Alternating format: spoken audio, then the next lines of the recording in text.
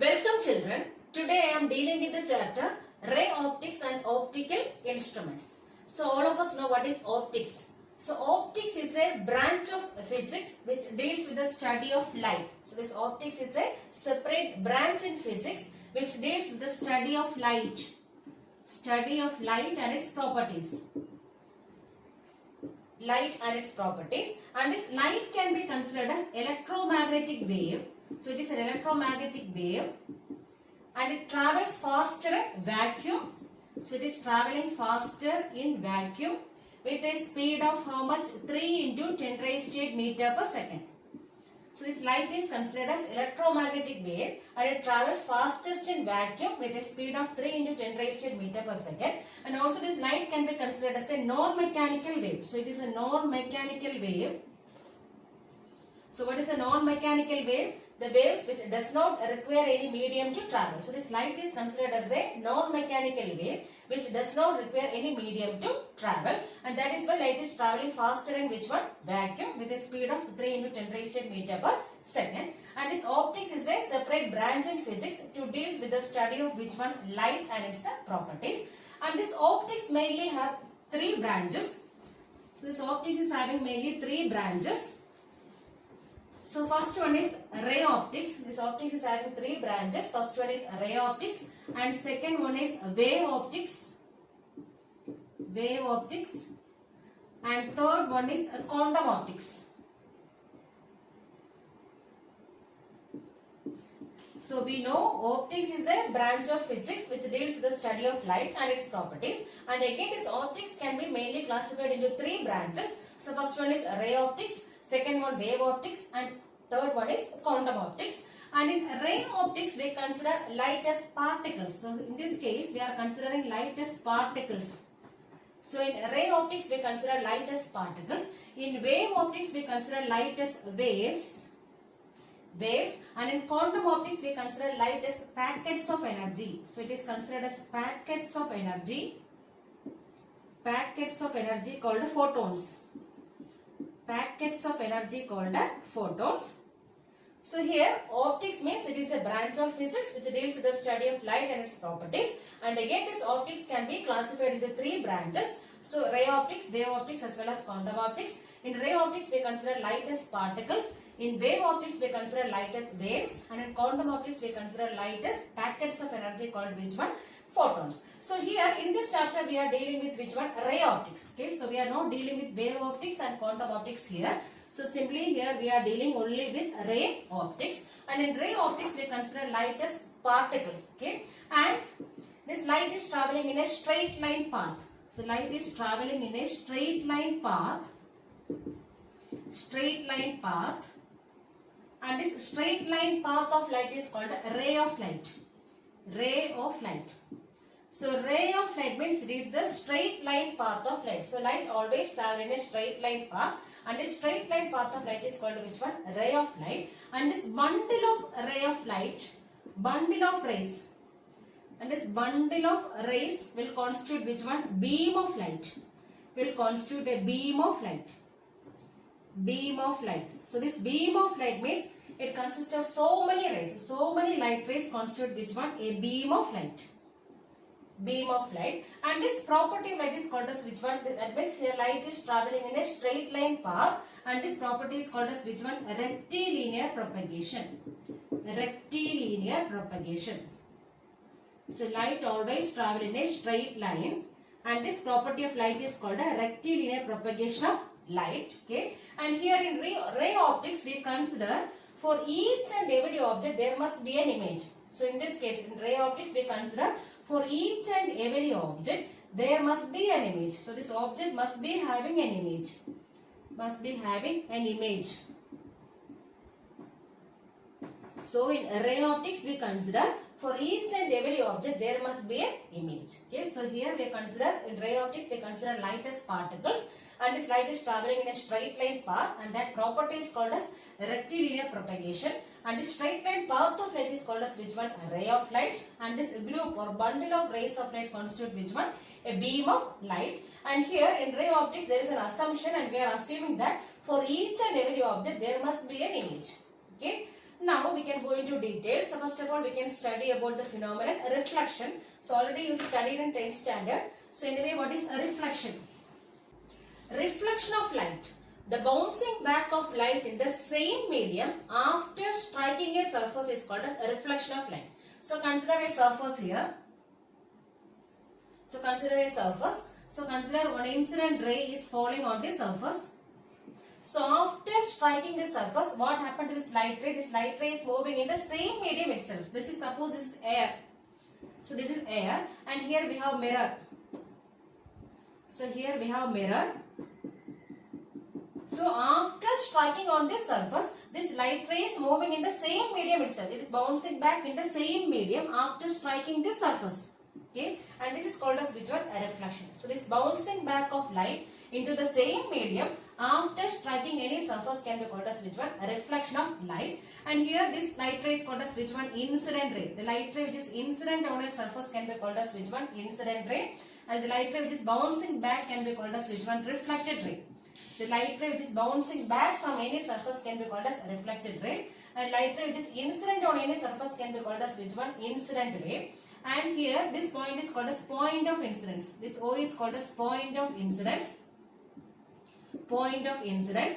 And at the point of incidence, I am drawing a normal. So normal means it forms 90 degree with the surface. This normal forms 90 degree with the surface. Okay, so this is incident ray and this is reflected ray and this one is normal. Now we have two laws of reflection. So what are the two laws of reflection? So first one is the incident ray, the reflected ray and the normal at the point of incidence all lie in the same plane. So first one is incident ray, comma, the reflected ray and the normal at the point of incidence. Normal we are drawing at the point of incidence. So this incident ray, the reflected ray as well as the normal at the point of incidence all lie in the same plane. That is the first law of reflection. Then second one, angle of incidence. Angle of incidence is always equal to which one? Angle of a reflection. So here I means this angle. Angle between incident ray and normal is called as which one? Angle of incidence. And this angle between reflected ray and normal is called as angle of a reflection. So always I equals which one? Equals R. Okay, so I equals R. So this angle of incidence is always equal to which one? Angle of reflection. This angle of incidence is the angle between incident ray and normal. And this angle of reflection is the angle between reflected ray and normal. So always this angle of incidence is equal to which one? Angle of reflection. And for normal incidence, suppose for normal incidence, so normal incidence means suppose a light ray is falling like this. Normally, suppose a light ray is falling normal to a surface. So what happened? What happened to this light ray? This light ray will be retracing back in the same path. Okay, so whenever a light ray is falling normal to a surface, it may retrace its path. It is going back along the same path. Okay, so here this is the incident ray. Light ray is coming and falling on the surface. That one is called as incident ray. And what about reflected ray? That is also going along the same path. It is moving along the same path. It is retracing its path. Okay, that means what is the angle here? Angle between normal and incident ray is which one? 0. And similarly, angle between reflected ray and normal also will be 0. So here in the case of normal incidence, angle I equals angle R equals 0. So both angle of incidence as well as angle of reflection is equal to which one? 0. So in the case of normal incidence, always angle of incidence is equal to angle of reflection, that is equivalent to which one? 0. Okay. Why it is 0? Because the angle between this incident ray and normal is 0 here.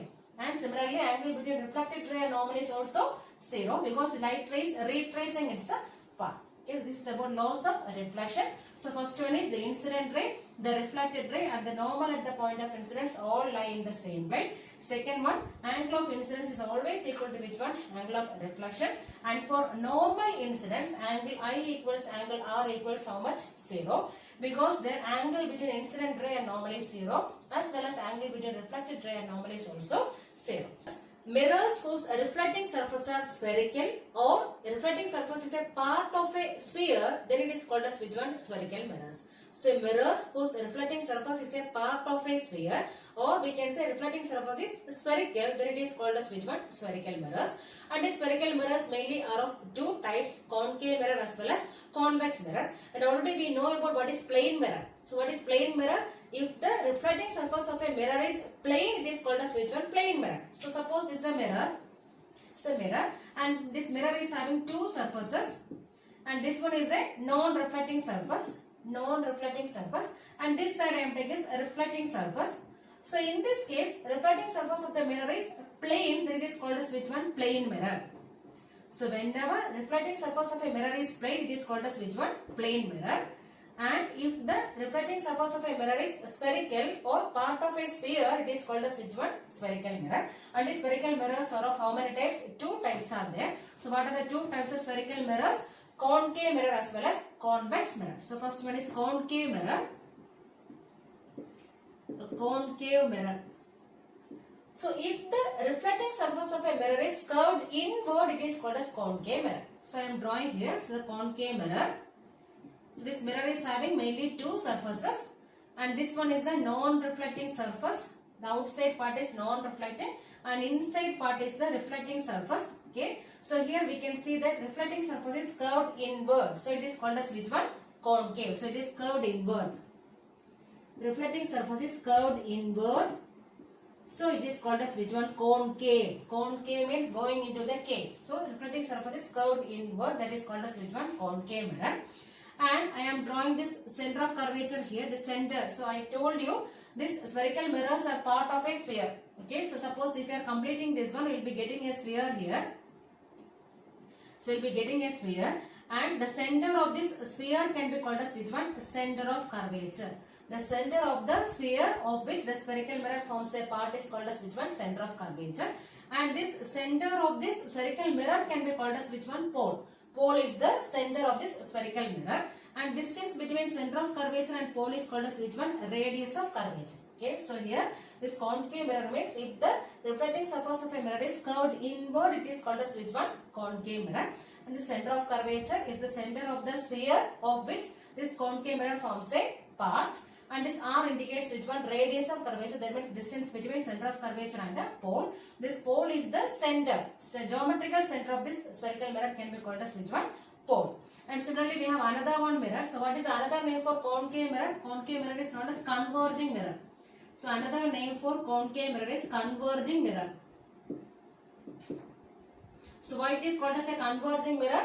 Because after reflection the light rays are converging at a point. So in the case of concave mirror, after reflection, the light rays are converging.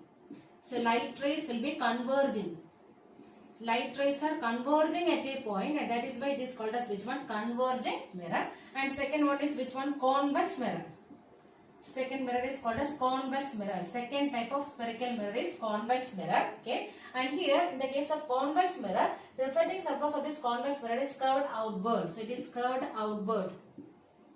The reflecting surface of a spherical mirror is curved outward. It is called as which one? Convex mirror. So I am drawing a convex mirror here.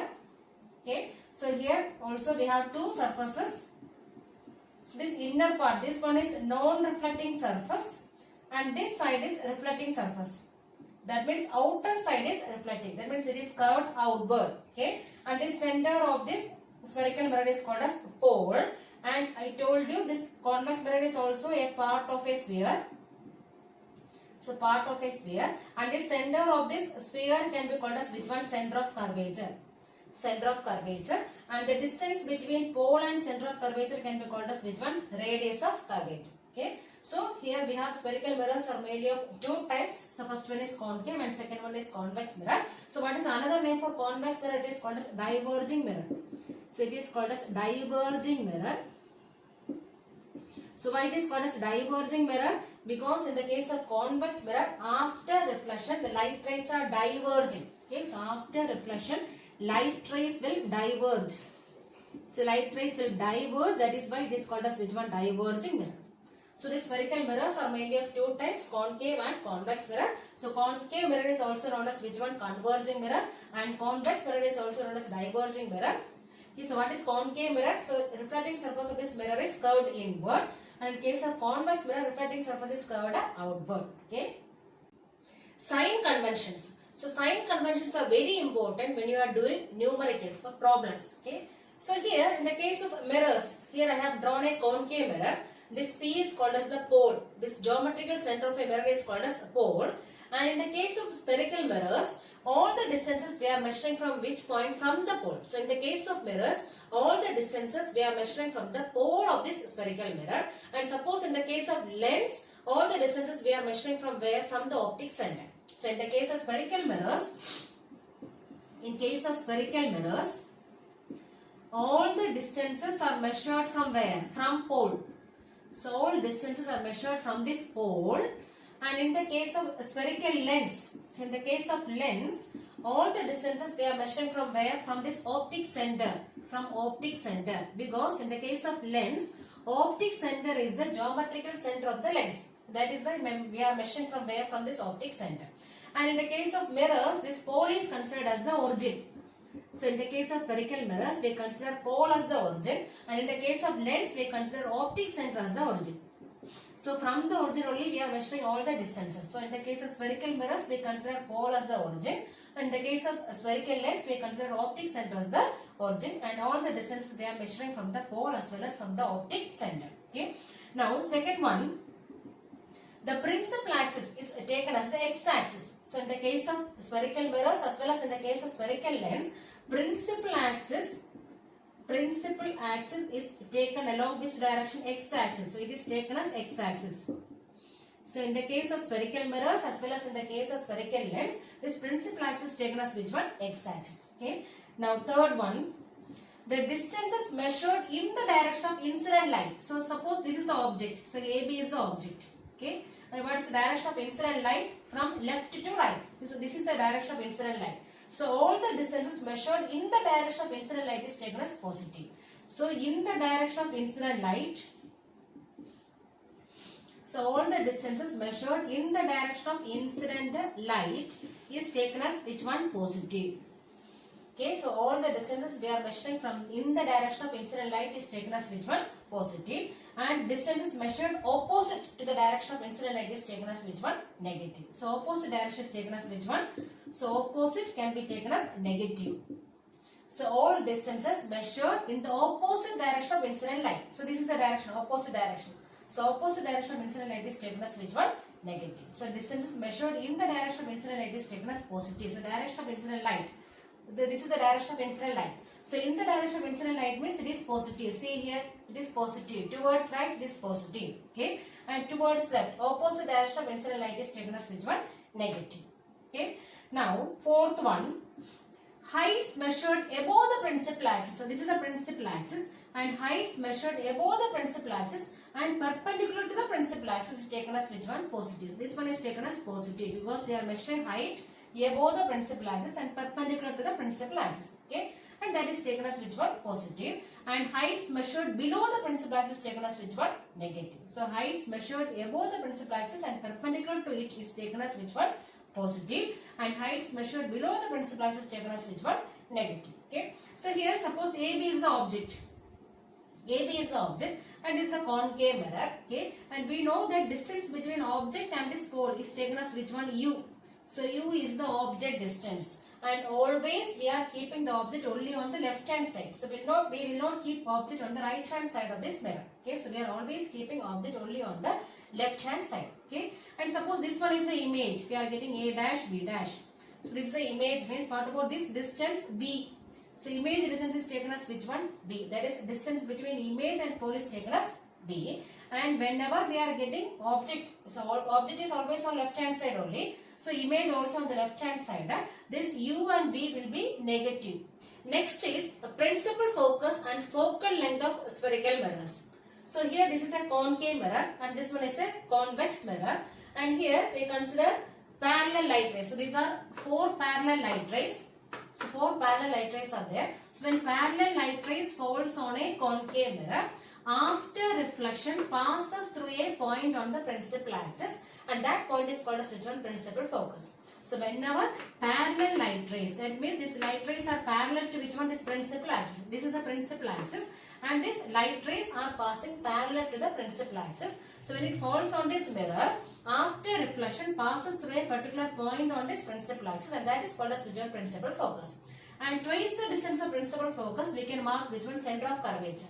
And this distance can be called as which one focal length. That means the distance between a pole and this focus, principal focus. Distance between principal focus and pole is called as which one focal length, small letter f.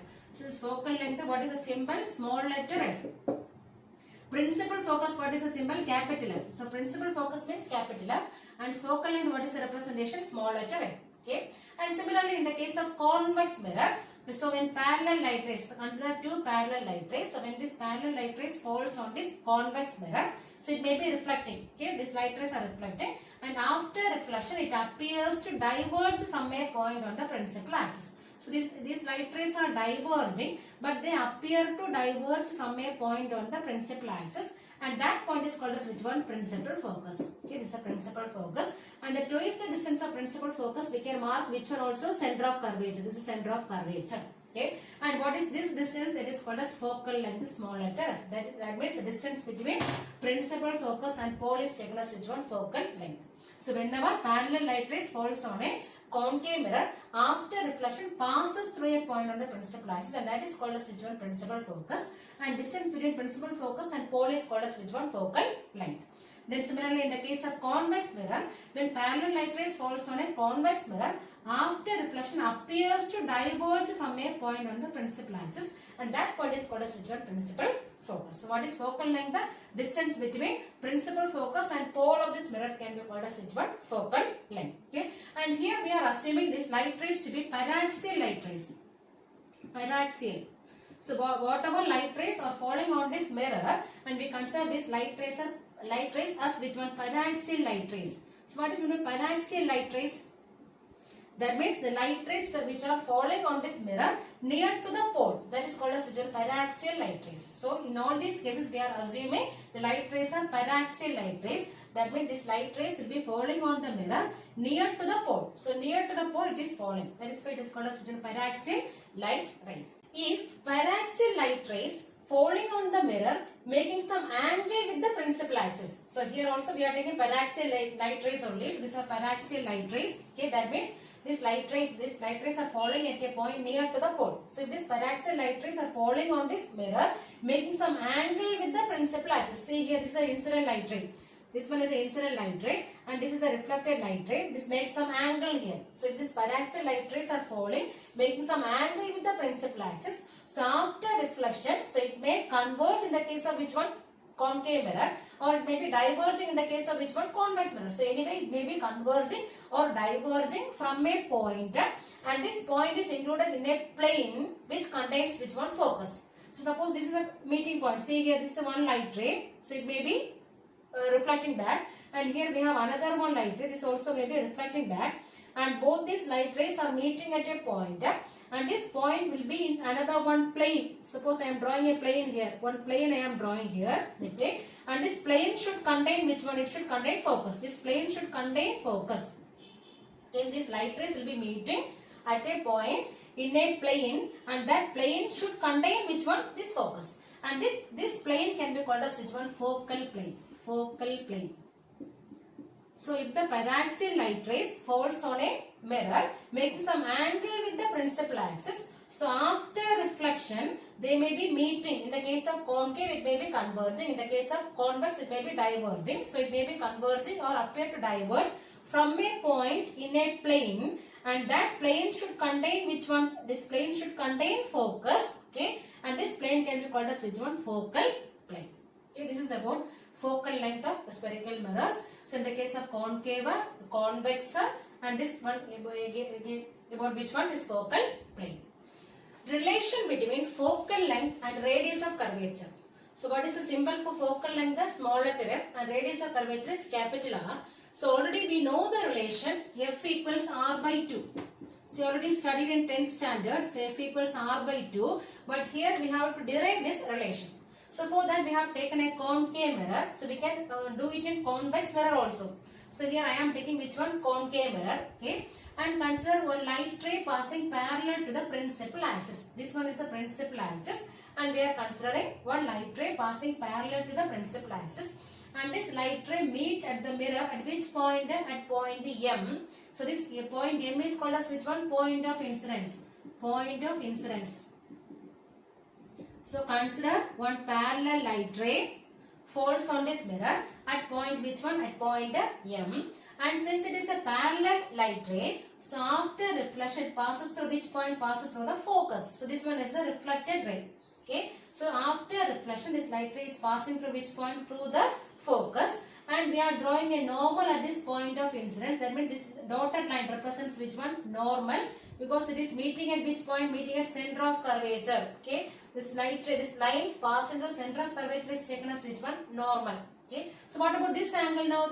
Angle between incident ray. This is the incident ray. So angle between incident ray and this normal is taken as which one? Angle of incidence. So here theta. Theta is taken as which one? Angle of incidence. So angle theta is taken as angle of incidence. Angle of incidence. And similarly this is the reflected ray and this dotted line represents normal. So what about this angle theta? This theta is taken as which one? Angle of reflection. So theta is taken as angle of incidence as well as which one also? Angle of reflection. Angle of reflection. So here we are drawing a normal from this point of incidence to which one? The center of curvature. So any line passing through center of curvature is taken as which one? Normal itself. Okay. And we know that since this angle is theta, so what about this angle? This angle also will be theta. And similarly we have theta plus theta. This what is the total angle here? 2 theta. So what about this angle? This angle also will be 2 theta. Because we know that these two are parallel lines. Okay, and this can be considered as a transversal. Okay, so what about these two angles? These are alternate interior angles. That means these two must be same. This is 2 theta means what about this angle? This angle also will be 2 theta. Okay, so here we have angle. So angle MCD. So one more thing, we are drawing a normal from this point of incidence M. So we are drawing a normal to which point? Normal to this principal axis. That means MD is a perpendicular or normal. So MD is a perpendicular drawn to which one? To the principal axis. To principal axis. So this much only we are doing. So one light ray passing parallel to the principal axis. So this falls on this mirror at which point? At point M. And this M is considered as point of incidence. So after reflection this light ray passes through which point? Passes through the focus. And here theta is taken as angle of incidence as well as angle of reflection. So if this angle is theta, what about this angle? This angle also will be theta. And here both the angles together it becomes how much? 2 theta. Then what about this angle? This angle also will be 2 theta. And here we are drawing a normal from which point? From M. From point of incidence to which one? To this principal axis. So this MD is a perpendicular drawn to which one? Principal axis. And here we have two angles I am taking. Angle MCD. Angle MCD. MCD is how much here? Theta. So angle MCD equals theta here. And similarly another one angle MFD. Angle MFD is how much here? 2 theta. So we are taking two angles here. MCD is how much? Theta. And angle MFD is how much here? 2 theta. So we have two triangles also here. So triangle MCD is one triangle. Another one triangle is triangle MFD. So we have two triangles here. Okay. And from these two triangles, so this one I am not taking. So we can do from convex mirror also. Okay. That is why I have drawn like this. Okay. Then from this triangle, so from triangle MCD, what is tan theta? So tan theta equals opposite side. What is opposite side here? MD. Opposite side divided by adjacent side. What is adjacent side here? CD. By CD. Okay. Similarly from triangle, so we have another one triangle here. Triangle MFD. MFD. I can find which one? Tan 2 theta, because angle here is 2 theta only. So tan 2 theta equals, what is opposite side here? MD divided by, what is adjacent side here? FD. Okay. But if theta is very very small, suppose if you are considering theta is very very small, if theta is very very small, we can take this tan theta approximately equal to which one? Theta itself. And similarly tan 2 theta approximately equal to which one? 2 theta. Since theta is very small, this tan theta is taken to be how much? Theta itself. And tan 2 theta can be taken to be how much? This 2 theta itself. So this first one, how can we write now? This can be taken as equation 1 and 2. So this equation 1, how will you write now? Equation 1 becomes, so instead of tan theta, I am simply writing theta. Theta equals md by cd. Okay. Similarly, equation 2, how will you write? Instead of tan 2 theta, what I am writing now? Simply 2 theta equals md by fd.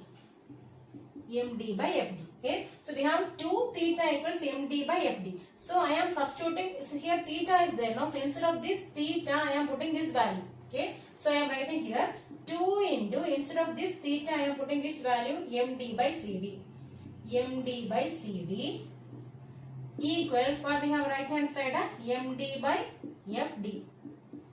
md by fd. Okay. Now this md and md cancel. So remaining we have 2 by cd. 2 by cd equals 1 by fd. 1 by fd. That means 2fd. We can write as 2fd equals cd. 2fd equals cd. Okay. But since if theta is very small,